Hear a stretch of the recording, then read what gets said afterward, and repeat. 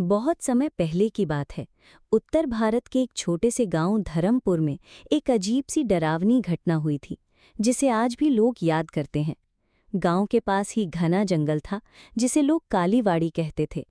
वहां शाम ढलते ही सन्नाटा छा जाता और कोई भी इंसान उस ओर जाने की हिम्मत नहीं करता।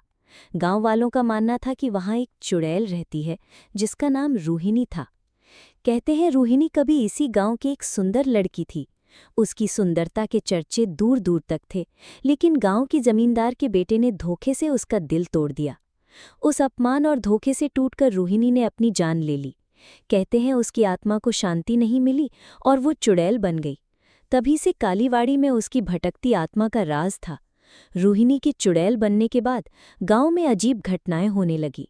रात के समय जंगल से औरत के रोने की आवाजें आती। कभी-कभी सफेद साड़ी में एक औरत हवा में उड़ती दिखती। कई गांव वाले जो जंगल में गए वो कभी लौटे ही नहीं। गांव में एक बहादुर लड़का था, अर्जुन। वो इन सब बातों पर विश्वास नहीं करता था। एक दिन उसने ठान लिया कि वो कालीवाड़ी में जाकर सच्चाई का पता लगाएगा। गांव वालों ने उसे बहुत मना किया, लेकिन अर्जुन नहीं माना। अर्जुन रात के अंधेरे में एक मशाल लेकर जंगल में चला गया। चारों तरफ सन्नाटा था, केवल झींगुरों की आवाज आ रही थी।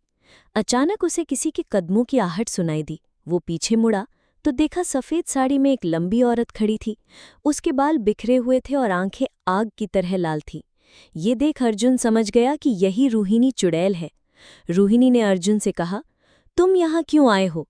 क्या मौत को बुलावा देने? अर्जुन ने डर को काबू में रखते हुए कहा, मैं सच जानना चाहता हूँ, तुम गांव वालों को क्यों डराती हो? रूहिणी की आंखों में आंसू आ गए। उसने बताया कि वो किसी को मारना नहीं चाहती, पर उसकी आत्मा को शांति नहीं मिल रही। उसने अर्जुन से कहा कि अगर कोई उसके धोखेबाज प्रेमी की कब्र पर जाकर दिया जलाए और उसे माफ कर दे, तो उसकी आत्मा मुक्त हो जाएगी। अर्जुन ने हिम्मत दिखाई और अगले दिन गांव वालों के साथ उस कब्र पर गया। उन्होंने वहां दिया जलाया और रूहिणी के लिए प्रार्थना की। उसी रात कालीवाड़ी में रोशनी फैल गई और रूहिणी की आत्मा हमेशा के लिए मुक्त हो गई। उसके बाद गांव में कभी कोई डरावनी घटना नहीं हुई। लोग आज भी अर्जुन